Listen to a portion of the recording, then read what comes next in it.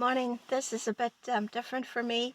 It's I'm just waiting in the car. My son is at the dentist, and I just thought I'd go ahead and do it here rather than wait until I go home. So I just hope that nobody sees me in the car park and wonders what she's doing talking into her phone. But what I want to speak to you today is about frequency. What frequency are you tuned into? It's an important question of it's and it's something that affects everybody, but we don't really think about it because we don't know about it. I've thought it. I find it fascinating. I did a study on the frequency, the sounds, the levels that we hear every day, and I discovered there's a harmony. There's a frequency of harmony that all of the universe is tuned into. Every living thing, every created thing has a sound. We don't hear it with the natural ear, but it has a sound, it has a frequency, it has a vibration, and that is God given. And that's a harmony one.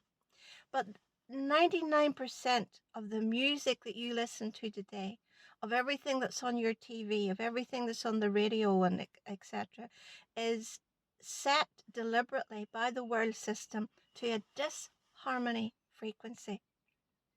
And that causes all kinds of disruption to our natural body, to our minds, and everything. But I don't want to get too much into that today because the anointing of the Holy Spirit overcomes all. Amen. But just on this, when a thought comes, or an impression, or a feeling, we are drawn to that thing. And if that is coming from, say, a fearful thing or a sickness or something, we're kind of drawn to that to find out what is this about.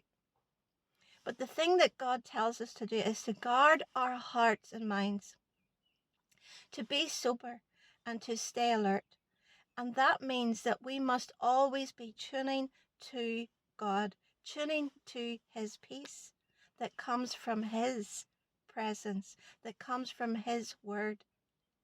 So whenever something comes along, and it can be something like maybe a pain in your body, it can be a fearful thought, instead of going after that thing to see where is that coming from, don't give that your focus. Draw your focus onto God. So it could be to say, just to look up or to close your eyes or to say, Lord, give me a word. Show me the right way to look at this thing. Show me the right perspective in this thing. Give me your perspective, and then you will not be deceived. Because even in a storm, you can know peace. Even when your body is weak, you can know His strength. Even when your mind is troubled, you can know that sense of security. Because God never leaves you. He never forsakes you. As a child of God, He is with you always. And His promises never fail. His word never fails. His peace never fails. His love endures forever. They were singing that throughout the whole of the Old Testament. And it's still true today. Now, I want to encourage you to be like an old-fashioned radio. And remember, we had to tune in, and if you were slightly off, you would start to lose that voice. Stay tuned to God. Stay tuned to His word. How do you know His word? I heard this for years, and it's only as last maybe 5 or 6 years it has become very real to me. You know His voice when you know His word. In other words, you know what is the heart of God by reading the scriptures. He will speak to you through the scriptures. He reveals the heart of man, and He reveals the heart of God. There's three things that the Bible really can be explained by. It's not that difficult. It's not like the world tells us where we can't understand it. But when we read it, we see the heart of man. We see the foolishness of what's in our hearts, that sin that we all have.